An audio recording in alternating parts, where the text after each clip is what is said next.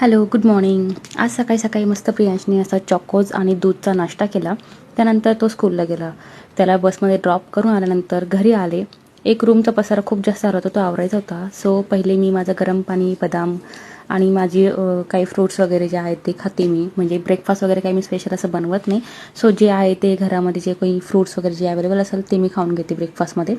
त्यानंतर मग घरातली जी कामं राहतात, आपली बेसिक कामं झाडून पुसून वगैरे घेणं, किंवा सकाळी जी टिफिनची आपण स्वयंपाक करतो त्याचा सगळा जो पसारा असतो तो बाकी मी सगळं आवरून घेतला. मस्त आंघोळ वगैरे झाली आणि नंतर मी माझा मस्त चहा एन्जॉय केला बाल्कनीमध्ये बसून.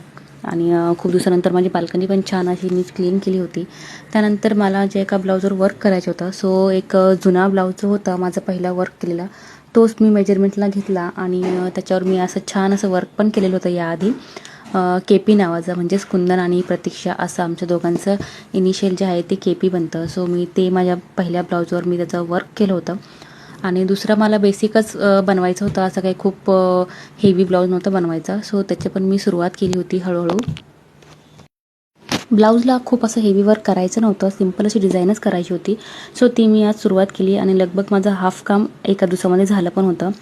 तर त्यानंतर प्रियांश पण घरी आला, त्याला जेवण वगैरे करवलं, त्याला फ्रूट्स दिले होते खायला. संध्याकाळी त्याला खाली खेळायला जायचं होतं म्हणून तो खाली खेळायला गेला. आणि असा होता माझा आजचा दिवस, आजचा व्लॉग. भेटूया उद्याच्या व्लॉगमध्ये. Thank you so much. बाय.